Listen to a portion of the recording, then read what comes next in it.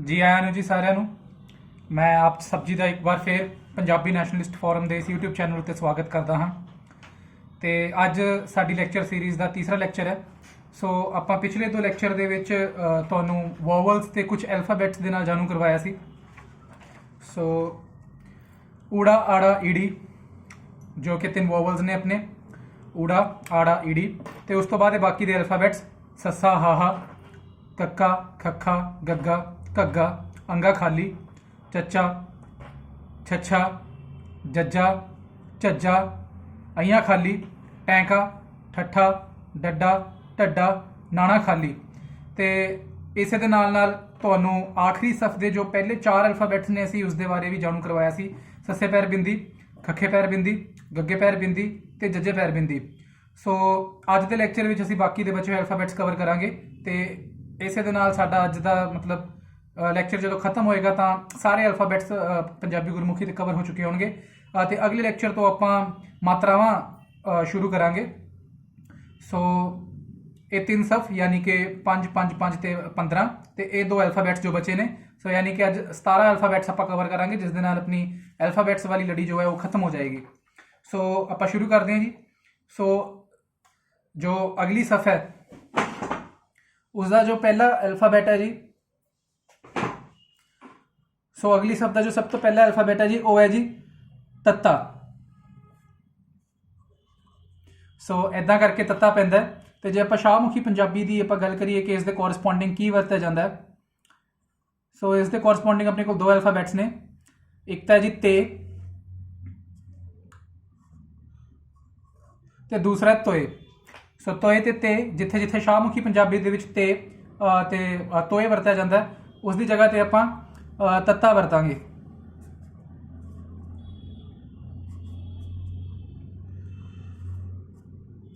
सो तत्ता वरतांगे जी उसकी थां ते इस तो जिहड़ा दूसरा अल्फाबेट है, इस सफ दा दूसरा अल्फाबेट वो है जी थत्था। सो इदा करके थत्था पैंदा ते थत्थे दे कोरसपोंडिंग अपने कोल हैगा ते ते दे नाल दो चश्मी हे। सो जदों ते दे नाल दो चश्मी हे लगती है उहदी थां ते आपां थत्था वरतांगे। सो इस पूरे एक पूरा अल्फाबेट जो है बनेगा ते दे नाल। सो एक पूरा अल्फाबेट ते दे नाल जो है दो चश्मी है, उसकी जगह ते आपां थत्था वरतदे हां। सो तत्ता थत्था। सो तत्ता तोता ते थत्था थर्मस या थां। सो उत्थे थत्था क्योंकि तत्ते तो बाद दो चश्मे आ रही है तो इत्थे आपां थत्था वरतांगे। तो इस तो अगला अल्फाबेट है जी दद्दा। सो इदा करके दद्दा पैंदा। सो दद्दे वास्ते है जी सो इनू पहला तो आपां तुहानूं दस दईए अंग्रेजी दे विच इहदे जो वर्ड आपां लिखांगे। सो ये है जी थत्था। सो तत्ता थत्था ते दद्दा। दद्दे वास्ते जो शाहमुखी पंजाबी दे विच वरत्या जांदा वो है जी दाल। सो दाल की जगह ते दद्दा।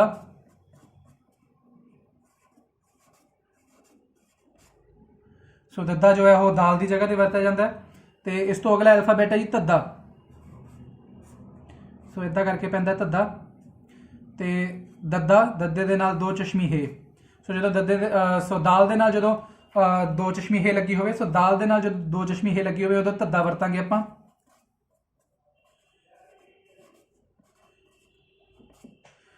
सो तत्ता थत्था दद्दा धद्दा।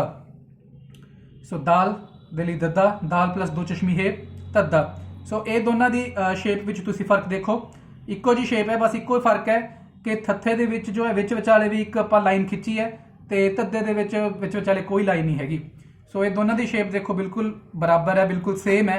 बस एक फर्क है कि धद्दे दे विच जो विचालड़ की जो लाइन है वो गायब है। थत्थे दे विच आपां एक विचाले एक लाइन खिंचती तो ये नहीं हैगी। सो ये तुसीं ध्यान दे विच रखना क्योंकि काफ़ी कन्फ्यूजिंग हो जाता कदे कदे।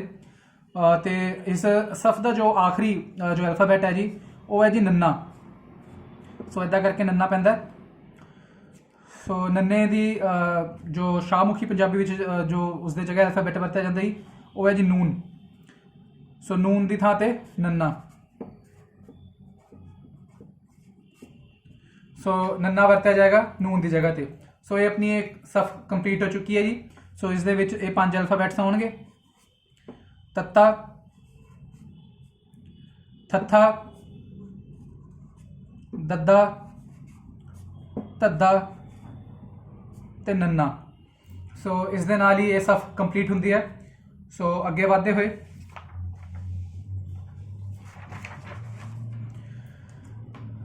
ਸੋ ਅਗਲੀ ਜੋ ਸਫ ਹੈ ਜੀ ਉਸਦਾ ਜੋ ਫਸਟ ਅਲਫਾਬੈਟ ਹੈ ਜੀ ਉਹ ਹੈ ਜੀ ਪੱਪਾ। ਸੋ ਇੰਜ ਕਰਕੇ ਪੱਪਾ ਪੈਂਦਾ। ਸੋ ਤੁਸੀਂ ਪਿਛਲੀ ਸਫ ਦੇ ਵਿੱਚ ਆਪਾਂ ਦੇਖਿਆ ਕਿ ਥੱਥਾ ਤੇ ਧੱਦਾ, ਪੱਪਾ ਦੀ ਜੋ ਸ਼ੇਪ ਹੈ ਉਹ ਵੀ ਉਹਨਾਂ ਦੇ ਵਰਗੀ ਹੈ, ਦੋਨਾਂ ਦੇ ਵਰਗੀ। ਹੁਣ ਇਹਦੇ ਵਿੱਚ ਫਰਕ ਕੀ ਹੈ ਕਿ ਨਾ ਤਾਂ ਵਿਚਾਲੇ ਕੋਈ ਲਾਈਨ ਹੈ ਤੇ ਉੱਪਰੋਂ ਵੀ ਖੁੱਲ੍ਹਾ ਹੈ।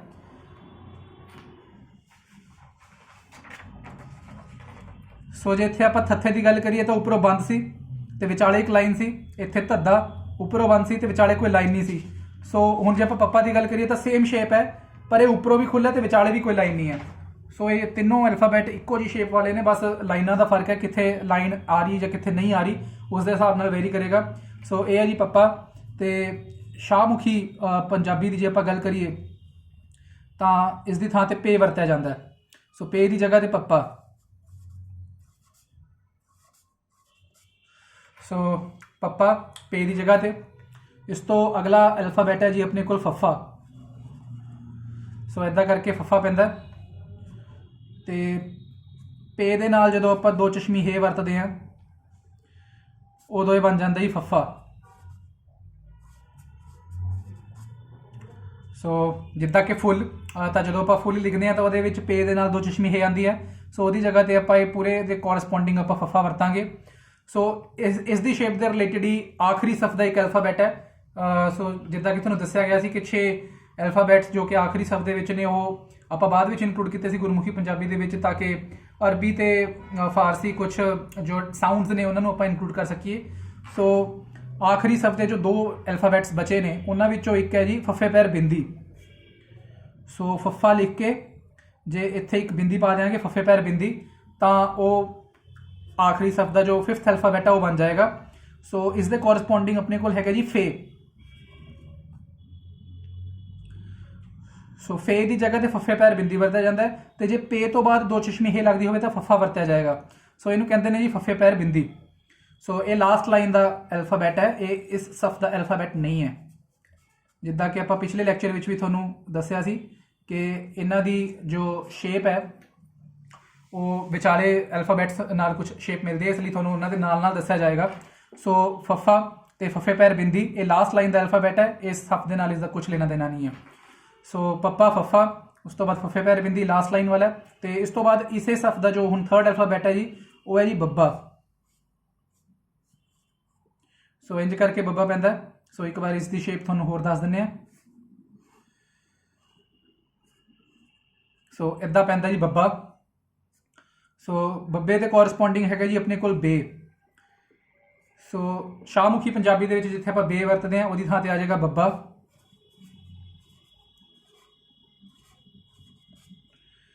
ਤੇ ਅਗਲਾ ਅਲਫਾਬੈਟ ਹੈ ਜੀ ਭੱਬਾ। ਸੋ ਇੰਜ ਕਰਕੇ ਭੱਬਾ ਪੈਂਦਾ। ਬੇ ਤੋਂ ਬਾਅਦ ਜੇ ਦੋ ਚਸ਼ਮੀ ਹੇ ਲੱਗੀ ਹੋਵੇ ਸੋ ਉਹ ਬਣ ਜਾਏਗਾ ਜੀ ਭੱਬਾ। ਸੋ ਭੱਬਾ ਜਿਵੇਂ ਭਾਲੂ, ਭਾਬੀ, ਭਰਾ। ਸੋ ਉਹਦੇ ਵਿੱਚ ਬੱਬੇ ਤੋਂ ਬੇ ਤੋਂ ਬਾਅਦ ਜੋ ਦੋ ਚਸ਼ਮੀ ਹੇ ਲੱਗ ਰਹੀ ਹੈ, ਸੋ ਥੋੜੀ ਡੂੰਘੀ ਆਵਾਜ਼ ਹਾਹੇ ਦੇ ਨਾਲ ਆ ਰਹੀ ਹੈ, ਸੋ ਬਣ ਜਾਏਗਾ ਜੀ ਭੱਬਾ। ਸੋ ਬੇ ਵਾਸਤੇ ਬੱਬਾ, ਤੇ ਬੇ ਨਾਲ ਜਦੋਂ ਦੋ ਚਸ਼ਮੀ ਹੇ ਲੱਗੀ ਹੋਵੇ ਤਾਂ ਭੱਬਾ। ਤੇ ਇਸ ਸਫ ਦਾ ਜੋ ਆਖਰੀ ਅਲਫਾਬੈਟ ਹੈ ਜੀ ਉਹ ਹੈ ਜੀ ਮੰਮਾ। ਤੇ ਮੰਮਾ ਦੇ ਕੋਰਸਪੋਂਡਿੰਗ ਹੈ ਜੀ ਆਪਣੇ ਕੋਲ ਮੀਮ। ਸੋ ਮੀਮ ਦੀ ਥਾਂ ਤੇ ਆਪਾਂ ਵਰਤਦੇ ਹਾਂ ਮੰਮਾ। ਸੋ ਮੀਮ ਦੀ ਜਗ੍ਹਾ ਤੇ ਮੰਮਾ ਵਰਤਿਆ ਜਾਏਗਾ। ਸੋ ਇਸੇ ਦੇ ਨਾਲ ਇਹ ਸਫ ਵੀ ਆਪਣੀ ਕੰਪਲੀਟ ਹੁੰਦੀ ਹੈ। ਸੋ ਇਸ ਸਫ ਦੇ ਵਿੱਚ ਜਿਹੜੇ 5 ਅਲਫਾਬੈਟਸ ਨੇ ਉਹ ਹੈ ਜੀ ਪੱਪਾ, ਫੱਫਾ, ਬੱਬਾ, ਭੱਬਾ ਤੇ ਮੰਮਾ। ਫੱਫੇ ਪੈਰ ਬਿੰਦੀ ਜੋ ਹੈ ਉਹ ਆਖਰੀ ਸਫ ਦਾ ਅਲਫਾਬੈਟ ਹੈ, ਉਹ ਇਸ ਸਫ ਦੇ ਨਾਲ ਰਿਲੇਟਡ ਨਹੀਂ ਹੈ। ਸੋ ਇਸੇ ਦੇ ਨਾਲ ਇਹ ਸੈਕਿੰਡ ਲਾਸਟ ਜੋ ਆਪਣੀ ਸਫ ਬਚੀ ਸੀ ਉਹ ਵੀ ਕੰਪਲੀਟ ਹੁੰਦੀ ਹੈ। ਤੇ ਹੁਣ ਹੈ ਜੀ ਆਖਰੀ ਸਫ ਦੀ ਵਾਰੀ ਜੋ ਕਿ ਆਪਣੇ ਕੋਲ ਬਚੀ ਹੈ। ਸੋ ਇਸ ਦਾ ਜੋ ਫਸਟ ਅਲਫਾਬੈਟ ਹੈ ਜੀ ਉਹ ਹੈ ਜੀ ਯਈਆ। ਸੋ ਇੰਜ ਕਰਕੇ ਯਈਆ ਪੈਂਦਾ। ਸੋ ਯਈਆ ਦੇ ਕੋਰਸਪੋਂਡਿੰਗ ਆਪਣੇ ਕੋਲ ਸ਼ਾਹਮੁਖੀ ਪੰਜਾਬੀ ਵਿੱਚ ਹੈ ਜੀ, ਉਹ ਹੈ ਜੀ ਇਹ ਛੋਟੀ ਏ। ਸੋ ਛੋਟੀ ਏ ਜਿੱਥੇ ਵੀ ਵਾਈ ਦੀ ਸਾਊਂਡ ਪ੍ਰੋਡਿਊਸ ਕਰਦੀ ਹੈ, ਛੋਟੀ ਏ ਜਿੱਥੇ ਜਿੱਥੇ ਵਾਈ ਦੀ ਸਾਊਂਡ ਪ੍ਰੋਡਿਊਸ ਕਰਦੀ ਹੈ, ਯਾਨੀ ਕਿ ਯਾਦ, ਯਾਰ।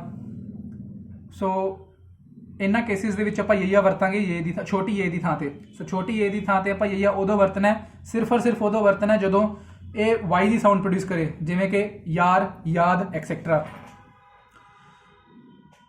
ਸੋ ਇਹਨੂੰ ਕਹਿੰਦੇ ਆ ਜੀ ਯਈਆ।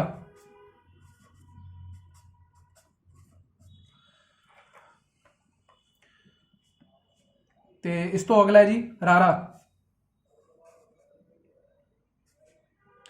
ਰੇ ਦੀ ਜਗ੍ਹਾ ਤੇ। ਸੋ ਰੇ ਦੀ ਜਗ੍ਹਾ ਤੇ ਰਾਰਾ।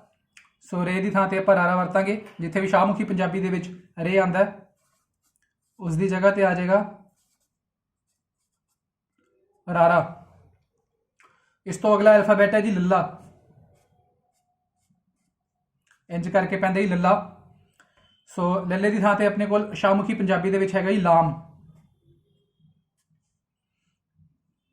ਸੋ ਲਾਮ ਦੀ ਜਗ੍ਹਾ ਤੇ ਆਪਾਂ ਵਰਤਾਂਗੇ ਲੱਲਾ। ਸੋ ਯਈਆ ਛੋਟੀ ਏ ਦੀ ਥਾਂ ਤੇ ਯਈਆ ਜਿੱਥੇ ਸਿਰਫ ਉਹ ਵਾਈ ਦੀ ਸਾਊਂਡ ਪ੍ਰੋਡਿਊਸ ਕਰਦਾ, ਜਿਵੇਂ ਕਿ ਯਾਰ, ਯਾਦ, ਐਕਸੈਟਰਾ। ਤੇ ਰੇ ਦੀ ਜਗ੍ਹਾ ਤੇ ਆਪਣੇ ਕੋਲ ਹੈਗਾ ਰਾਰਾ ਤੇ ਲਾਮ ਦੀ ਜਗ੍ਹਾ ਤੇ ਆਪਣੇ ਕੋਲ ਹੈਗਾ ਲੱਲਾ। ਤੇ ਇਸੇ ਦੇ ਨਾਲ ਜੋ ਪੰਜਾਬੀ ਗੁਰਮੁਖੀ ਦੀ ਜੋ ਲਾਸਟ ਸਫਾ ਹੈ, ਉਸਦਾ ਜੋ ਲਾਸਟ ਅਲਫਾਬੈਟ ਜੋ ਆਪਾਂ ਪਰਸ਼ੀਅਨ ਤੇ ਅਰੇਬਿਕ ਸਾਊਂਡਸ ਨੂੰ ਇਨਕਲੂਡ ਕਰਨ ਵਾਸਤੇ ਵਰਤਿਆ, ਉਹ ਹੈ ਜੀ ਲੱਲੇ ਪੈਰ ਬਿੰਦੀ। ਸੋ ਲੱਲਾ ਲਿਖ ਕੇ ਇੱਥੇ ਜੇ ਆਪਾਂ ਬਿੰਦੀ ਪਾ ਦਿਆਂਗੇ ਲੱਲੇ ਪੈਰ ਬਿੰਦੀ, ਤਾਂ ਇਹ ਲਾਸਟ ਅਲਫਾਬੈਟ ਹੈ ਗੁਰਮੁਖੀ ਪੰਜਾਬੀ ਦਾ। ਤੇ ਇਹ ਤੁਹਾਨੂੰ ਇਸ ਸਭ ਦੇ ਵਿੱਚ ਇਸ ਲਈ ਦੱਸ ਰਹੇ ਕਿਉਂਕਿ ਲੱਲੇ ਦੇ ਨਾਲ ਸ਼ੇਪ ਬਹੁਤ ਮਿਲਦੀ ਜੁਲਦੀ ਹੈ। ਲੱਲੇ ਦੇ ਪੈਰ ਵਿੱਚ ਬਸ ਇੱਕ ਬਿੰਦੀ ਪਾ ਦਿਆਂਗੇ। ਸੋ ਇਹ ਵਰਤਿਆ ਜਾਂਦਾ। ਸੋ ਲਾਮ ਆਏਗੀ। ਸੋ ਲਾਮ ਦੇ ਉੱਤੇ ਜਿੱਥੇ ਇਹ ਵਾਲਾ ਸਿੰਬਲ ਵਰਤਿਆ ਜਾਵੇ,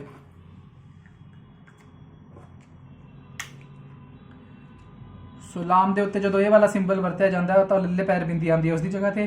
ਤੇ ਜੇ ਸਿੰਪਲ ਆਪਾਂ ਲਾਮ ਵਰਤ ਰਹੇ ਹਾਂ ਤਾਂ ਉਸ ਦੀ ਜਗ੍ਹਾ ਤੇ ਸਿਰਫ ਔਰ ਸਿਰਫ ਲੱਲਾ ਆਏਗਾ, ਉਸ ਦੇ ਪੈਰ ਵਿੱਚ ਬਿੰਦੀ ਨਹੀਂ ਆਏਗੀ। ਸੋ ਇਹ ਲਾਸਟ ਲਾਈਨ ਦਾ ਅਲਫਾਬੈਟ ਹੈ।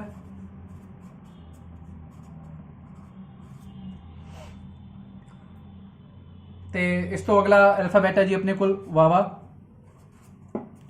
ਸੋ ਵਾਵਾ ਵਰਤਿਆ ਜਾਂਦਾ ਵਾਓ ਦੀ ਜਗ੍ਹਾ ਤੇ। ਵਾਓ ਜਿੱਥੇ ਵੀ ਜਾਂ ਡਬਲਿਊ ਦੀ ਆਵਾਜ਼ ਪੈਦਾ ਕਰੇ, ਜਿਵੇਂ ਕਿ ਵਾਰੋ ਵਾਰੀ ਦੇ ਵਿੱਚ। ਸੋ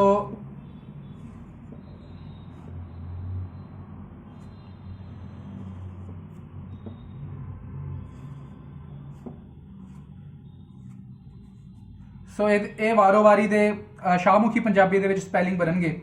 ਹੁਣ ਧਿਆਨ ਦੇਣ ਵਾਲੀ ਗੱਲ ਇਹ ਹੈ ਕਿ ਵਾਰੋ ਵਾਰੀ ਦੇ ਵਿੱਚ ਜੋ ਵਾਓ ਹੈ ਉਹ ਸਭ ਤੋਂ ਪਹਿਲਾਂ ਤਾਂ ਵੀ ਜਾਂ ਡਬਲਿਊ ਦੀ ਆਵਾਜ਼ ਇੱਥੇ ਪੈਦਾ ਕਰ ਰਿਹਾ ਹੈ, ਵਾਹ। ਉਸ ਤੋਂ ਬਾਅਦ ਇਹ ਵਾਲਾ ਜਿਹੜਾ ਵਾਓ ਹੈ, ਇਹ ਵਾਲਾ ਜਿਹੜਾ ਵਾਓ ਹੈ ਜੀ, ਇਹ ਓ ਦੀ ਆਵਾਜ਼ ਪ੍ਰੋਡਿਊਸ ਕਰ ਰਿਹਾ ਹੈ। ਇਹ ਵਾਲਾ ਜੋ ਵਾਓ ਹੈ ਉਹ ਵੀ ਤੇ ਡਬਲਿਊ ਦੀ ਆਵਾਜ਼ ਪੈਦਾ ਕਰ ਰਿਹਾ, ਤੇ ਇਹ ਵਾਲਾ ਜੋ ਵਾਓ ਹੈ ਉਹ ਓ ਦੀ ਆਵਾਜ਼ ਪੈਦਾ ਕਰ ਰਿਹਾ। ਤੇ ਵਾਰੀ ਦੇ ਵਿੱਚ ਵੀ ਜੇ ਆਪਾਂ ਗੱਲ ਕਰੀਏ ਤਾਂ ਇਹ ਵਾਲਾ ਜੋ ਵਾਓ ਹੈ ਉਹ ਵੀ ਜਾਂ ਡਬਲਿਊ ਦੀ ਆਵਾਜ਼ ਪੈਦਾ ਕਰ ਰਿਹਾ। ਸੋ ਜਿੱਥੇ ਜਿੱਥੇ ਵਾਓ ਵੀ ਜਾਂ ਡਬਲਿਊ ਦੀ ਆਵਾਜ਼ ਪੈਦਾ ਕਰੇਗਾ ਉੱਥੇ ਵਾਵਾ ਲਿਖਿਆ ਜਾਏਗਾ, ਯਾਨੀ ਕਿ ਇਸ ਕੇਸ ਦੇ ਵਿੱਚ ਇੱਥੇ ਵਾਵਾ ਵਰਤਿਆ ਜਾਏਗਾ, ਇਸ ਕੇਸ ਦੇ ਵਿੱਚ ਇੱਥੇ ਵਾਵਾ ਵਰਤਿਆ ਜਾਏਗਾ। ਜੋ ਇਹ ਵਾਲਾ ਕੇਸ ਹੈ ਹੁਣ ਜਿਹੜਾ ਆਪਣੇ ਕੋਲੇ ਬਚ ਗਿਆ, ਇਸ ਦੇ ਵਾਸਤੇ ਇੱਕ ਮਾਤਰਾ ਵਰਤੀ ਜਾਏਗੀ। ਸੋ ਮਾਤਰਾਵਾਂ ਹਾਲੇ ਆਪਾਂ ਨਹੀਂ ਕੀਤੀਆਂ, ਉਹ ਅਗਲੇ ਲੈਕਚਰ ਤੋਂ ਸਟਾਰਟ ਹੋਣਗੀਆਂ। ਸੋ ਜਿਵੇਂ ਜਿਵੇਂ ਆਪਣੇ ਲੈਕਚਰ ਅੱਗੇ ਵਧਣਗੇ ਤੁਹਾਨੂੰ ਹੋਰ ਜ਼ਿਆਦਾ ਸਮਝ ਆਉਂਦੀ ਜਾਏਗੀ ਕਿ ਕਿੱਥੇ ਕੀ ਵਰਤਣਾ ਹੈ। ਸੋ ਫਿਲਹਾਲ ਜੋ ਗੌਰ ਕਰਨ ਵਾਲੀ ਗੱਲ ਹੈ ਉਹ ਇਹ ਹੈ ਕਿ ਜਿੱਥੇ ਜਿੱਥੇ ਵਾਓ ਵੀ ਤੇ ਡਬਲਿਊ ਦੀ ਆਵਾਜ਼ ਪੈਦਾ ਕਰਦਾ ਹੈ ਉੱਥੇ ਹੀ ਵਾਵਾ ਵਰਤਿਆ ਜਾਏਗਾ। ਸੋ ਵਾਰੋ ਵਾਰੀ ਦੇ ਵਿੱਚ ਇੱਥੇ ਦੋ ਥਾਵਾਂ ਤੇ ਵਾਓ ਵੀ ਤੇ ਡਬਲਿਊ ਦੀ ਆਵਾਜ਼ ਪੈਦਾ ਕਰਦਾ ਹੈ, ਸੋ ਉੱਥੇ ਵਾਵਾ ਆਏਗਾ। ਇੱਕ ਜਗ੍ਹਾ ਤੇ ਓ ਦੀ ਆਵਾਜ਼ ਪੈਦਾ ਕਰ ਰਿਹਾ, ਉੱਥੇ ਮਾਤਰਾ ਆਏਗੀ। ਇੱਦਾਂ ਹੀ ਜਿਵੇਂ ਕਿ ਤੁਹਾਨੂੰ ਪਹਿਲਾਂ ਦੱਸਿਆ ਸੀ ਕਿ ਛੋਟੀ ਏ ਦੇ ਵਾਸਤੇ ਯਈਆ ਵਰਤਣਾ ਹੈ, ਪਰ ਸਿਰਫ ਉਦੋਂ ਜਦੋਂ ਉਹ ਵਾਈ ਦੀ ਆਵਾਜ਼ ਪ੍ਰੋਡਿਊਸ ਕਰਦਾ ਹੈ, ਜਿਵੇਂ ਕਿ ਯਾਦ।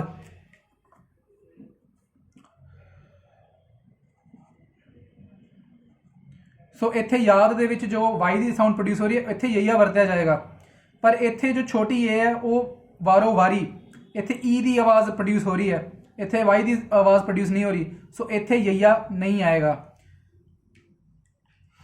सो जिथे जिथे वाई की आवाज़ प्रोड्यूस होएगी उत्थे यईया आएगा। सो जिमें कि आपां हुण एक होर एग्जाम्पल तुहानूं लेके दस दें, यारी।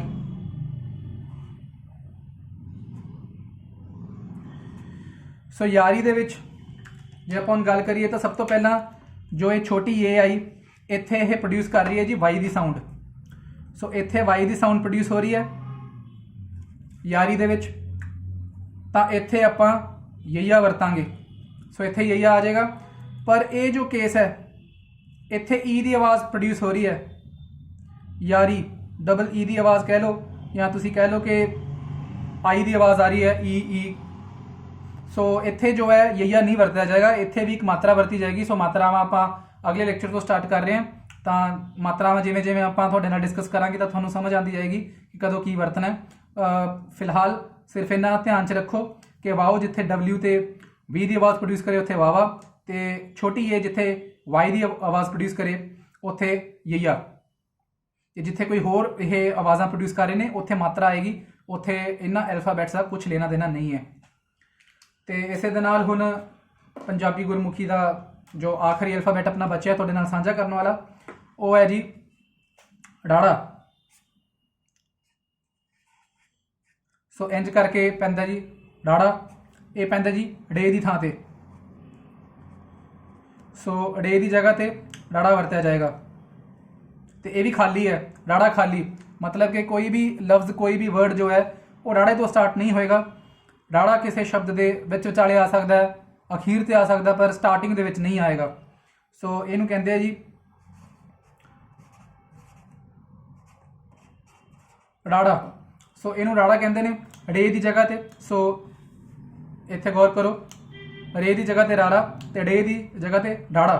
सो डाड़ा खाली है, जिद्दां कि पिछली बार भी तुहानूं दस्सिया सी कि खाली उन्हां अल्फाबैट्स नूं कहा जाता जिन्हां दे नाल कोई भी लफ्ज़ कोई भी वर्ड स्टार्ट नहीं हुंदा। सो डाड़ा एक इहो जिहा अल्फाबैट है जो वर्ड दे विच विचाले आ सकता है, अखीर ते आ सकता है, पर स्टार्टिंग विच नहीं आएगा। सो इसे दे नाल जो है पंजाबी अल्फाबैट्स पंजाबी गुरमुखी के अल्फाबैट्स कंप्लीट होंगे ने। सो एक बार तुहानूं सारिਆਂ ਨੂੰ दोबारा असी एक पेज उपर सारे अल्फाबैट्स लिख के दिखा देंगे हैं। सो सब तो पहला आंदा जी ऊड़ा, फिर आंदा जी आड़ा, ईड़ी, सस्सा, हाहा। सो ऊड़ा आड़ा ईड़ी सस्सा हाहा।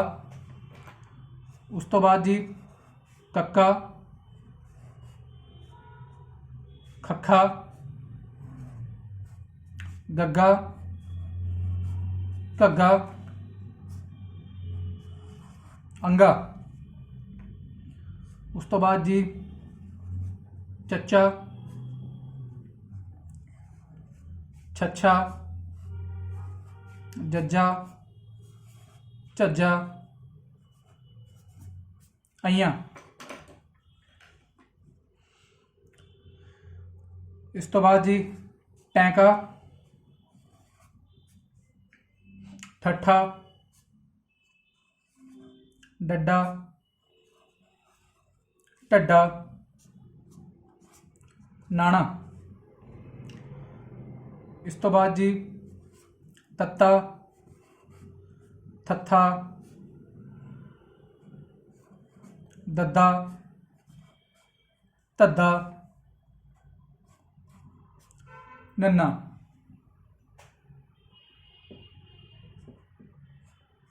फिर है जी पप्पा, फफा, बब्बा, भब्बा, मम्मा। उस तो बाद जी यैया, रारा,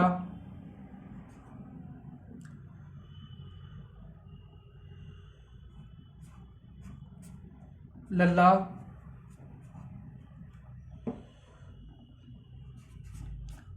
वावा, डाड़ा,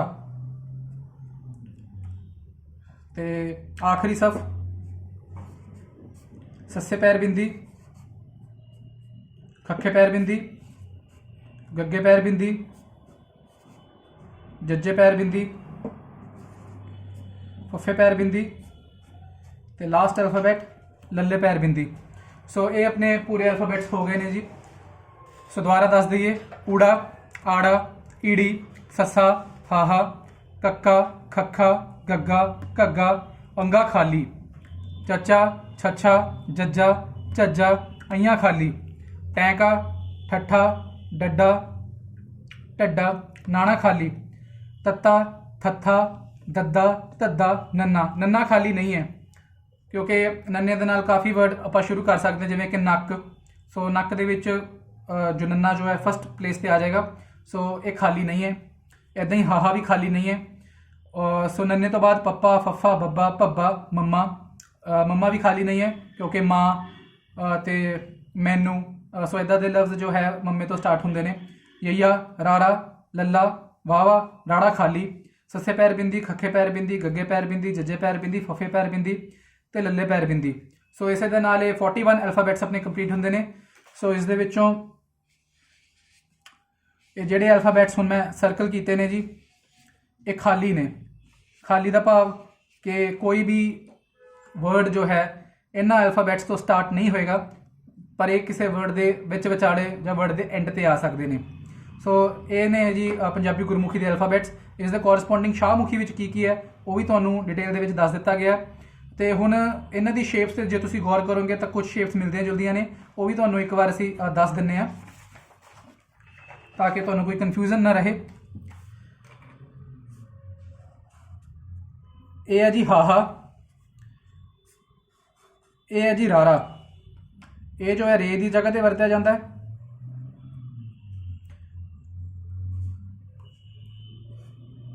ਤੇ ਇਹ ਜੋ ਹੈ ਛੋਟੀ ਹੈ ਤੇ ਵੱਡੀ ਹੈ ਵਾਸਤੇ ਵਰਤਿਆ ਜਾਂਦਾ ਹੈ। ਸੋ ਗੌਰ ਕਰੋ, ਜੇ ਆਪਾਂ ਇਸ ਨੂੰ ਇੱਥੋਂ ਦੀ ਓਪਨ ਰੱਖੀਏ ਤਾਂ ਹਾਹਾ, ਜੇ ਆਪਾਂ ਇਸ ਨੂੰ ਪੂਰਾ ਕਲੋਜ਼ ਕਰ ਦਈਏ ਤਾਂ ਇਹ ਬਣ ਜਾਏਗਾ ਰਾਰਾ। ਸੋ ਇਹ ਫਰਕ ਤੁਸੀਂ ਧਿਆਨ ਵਿੱਚ ਰੱਖ ਲੈਣਾ। ਇਸੇ ਤਰ੍ਹਾਂ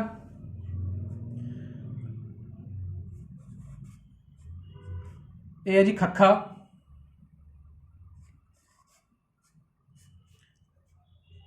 ਥੱਥਾ, ਧੱਦਾ ਤੇ ਪੱਪਾ। ਸੋ ਕਾਫ ਦੇ ਨਾਲ ਜਦੋਂ ਦੋ ਚਸ਼ਮੀ ਹੈ ਲੱਗੀ ਹੋਵੇ ਤਾਂ ਖੱਖਾ ਵਰਤਿਆ ਜਾਂਦਾ ਹੈ,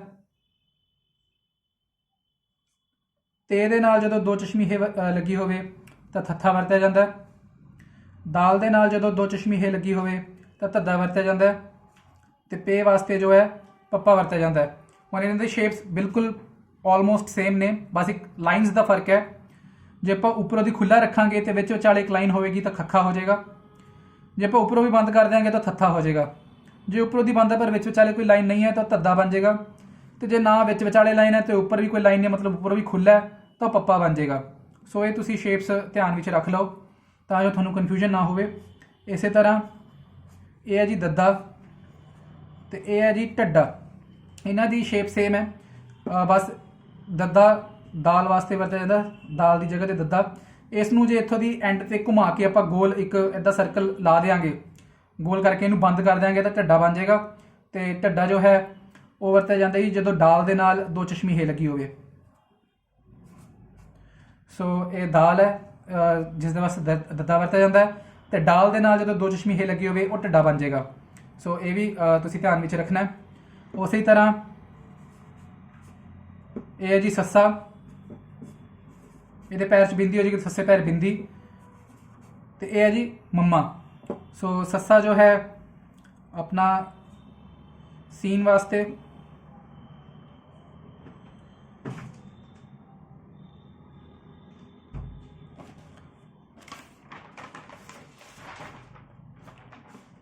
ਸੇ ਵਾਸਤੇ,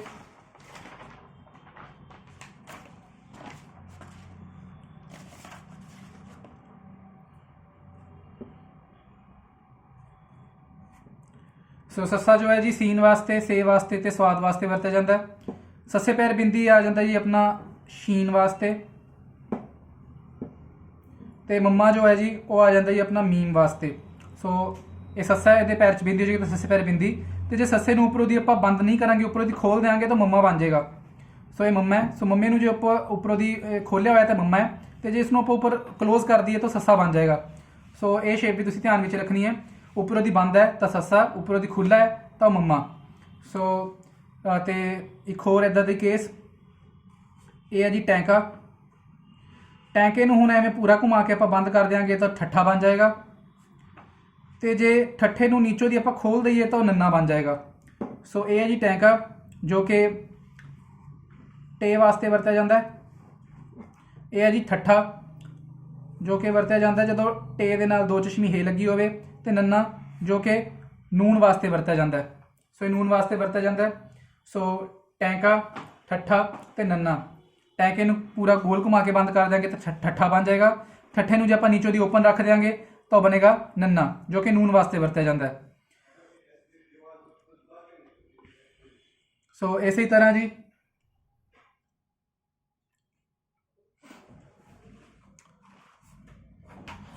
ਤੱਤਾ, ਡੱਡਾ, ਡਾੜਾ ਤੇ ਭੱਬਾ। ਸੋ ਇਸ ਤੇ ਵੀ ਤੁਸੀਂ ਗੌਰ ਕਰੋ। ਇਹ ਤੱਤਾ ਹੈ, ਜੋ ਕਿ ਤੇ ਵਾਸਤੇ ਤੇ ਤੋਏ ਵਾਸਤੇ ਵਰਤਿਆ ਜਾਂਦਾ ਹੈ। ਤੱਤੇ ਨੂੰ ਇਧਰੋਂ ਦੀ ਆਪਾਂ ਘੁਮਾ ਕੇ ਗੋਲ ਕਰਕੇ ਬੰਦ ਕਰ ਦਿਆਂਗੇ ਤਾਂ ਡੱਡਾ ਬਣ ਜਾਏਗਾ, ਜੋ ਕਿ ਆਪਾਂ ਵਰਤਦੇ ਹਾਂ ਡਾਲ ਵਾਸਤੇ।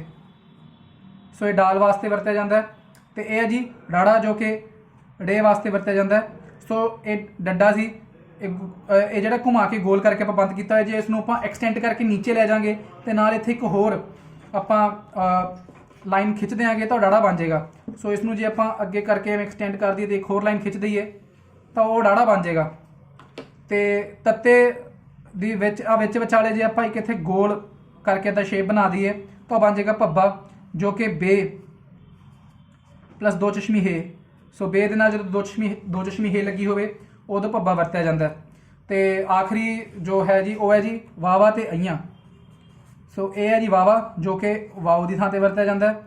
ਸੋ ਇਹ ਵਾਵੇ ਨੂੰ ਲਿਖ ਕੇ ਜੇ ਆਪਾਂ ਇਹਨੂੰ ਇੱਥੋਂ ਦੀ ਉੱਪਰ ਦੀ ਬੰਦ ਕਰ ਦਈਏ ਤਾਂ ਇਹ ਅਈਆਂ ਬਣ ਜਾਏਗਾ। ਸੋ ਇਹ ਵਾਵਾ, ਜੋ ਕਿ ਵਾਓ ਵਾਸਤੇ ਵਰਤਿਆ ਜਾਂਦਾ। ਜੇ ਆਪਾਂ ਇੱਥੋਂ ਦੀ ਇੱਕ ਲਾਈਨ ਖਿੱਚ ਕੇ ਇਸ ਨੂੰ ਉੱਪਰ ਦੀ ਬੰਦ ਕਰ ਦਈਏ ਤਾਂ ਅਈਆਂ ਬਣ ਜਾਏਗਾ।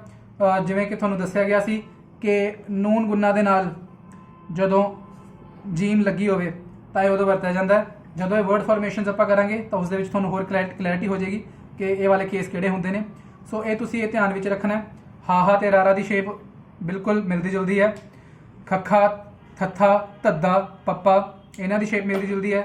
ਦੱਦਾ, ਢੱਡਾ, ਉਵੇਂ ਹੀ ਸੱਸਾ, ਸੱਸੇ ਪੈਰ ਬਿੰਦੀ ਤੇ ਮੰਮਾ, ਟੈਂਕਾ, ਠੱਠਾ, ਨੰਨਾ, ਤੱਤਾ, ਡੱਡਾ, ਡਾੜਾ, ਭੱਬਾ, ਵਾਵਾ ਤੇ ਅਹੀਆਂ। ਸੋ ਇਹਨਾਂ ਦੀ ਸ਼ੇਪਸ ਆਪਸ ਵਿੱਚ ਮਿਲਦੀਆਂ ਜੁਲਦੀਆਂ ਨੇ। ਤੇ ਇਹ ਆਪਣੀ ਪੂਰੀ ਪੰਜਾਬੀ ਗੁਰਮੁਖੀ ਦੇ ਅਲਫਾਬੈਟਸ ਹੋ ਗਏ, ਜੋ ਕਿ 41 ਨੇ। these 35 ਇਹ ਓਰੀਜਨਲ ਨੇ, ਤੇ ਆਖਰੀ 6 ਇਹ ਆਪਾਂ ਅਰਬੀ ਤੇ ਪਰਸ਼ੀਅਨ ਦੀ ਸਾਊਂਡਸ ਨੂੰ ਇਨਕਲੂਡ ਕਰਨ ਵਾਸਤੇ ਬਾਅਦ ਵਿੱਚ ਜੋੜ ਦਿੱਤੇ ਗਏ ਪੰਜਾਬੀ ਗੁਰਮੁਖੀ ਦੇ ਵਿੱਚ। ਸੋ ਇਸੇ ਦੇ ਨਾਲ ਸਾਡਾ ਅੱਜ ਦਾ ਤੀਸਰਾ ਲੈਕਚਰ ਖਤਮ ਹੁੰਦਾ ਹੈ, ਤੇ ਇਸੇ ਦੇ ਨਾਲ ਹੀ ਆਪਣੀ ਅਲਫਾਬੈਟਸ ਦੀ ਪੂਰੀ ਸੀਰੀਜ਼ ਖਤਮ ਹੁੰਦੀ ਹੈ। ਤੇ ਅਗਲੇ ਲੈਕਚਰ ਤੋਂ ਆਪਾਂ ਤੁਹਾਨੂੰ ਮਾਤਰਾਵਾਂ ਕਰਾਵਾਂਗੇ, ਜਿਵੇਂ ਕਿ ਓ ਦੀ ਆਵਾਜ਼, ਊ ਦੀ ਆਵਾਜ਼ ਜਿੱਥੇ ਆਉਂਦੀ, ਜਿੱਥੇ ਤੁਸੀਂ ਵਾਓ ਤੇ ਇਹ ਵਰਤਦੇ ਹੋ ਉਹਦੀ ਥਾਂ ਤੇ ਆਪਾਂ ਮਾਤਰਾਵਾਂ ਵਰਤਦੇ ਹਾਂ। ਉਹਦੇ ਨਾਲ ਤੁਹਾਨੂੰ ਅਗਲੇ ਲੈਕਚਰ ਜਾਣਕਾਰੀ ਅਸੀਂ ਪ੍ਰੋਵਾਈਡ ਕਰਾਂਗੇ। ਧੰਨਵਾਦ ਜੀ ਬਹੁਤ ਬਹੁਤ।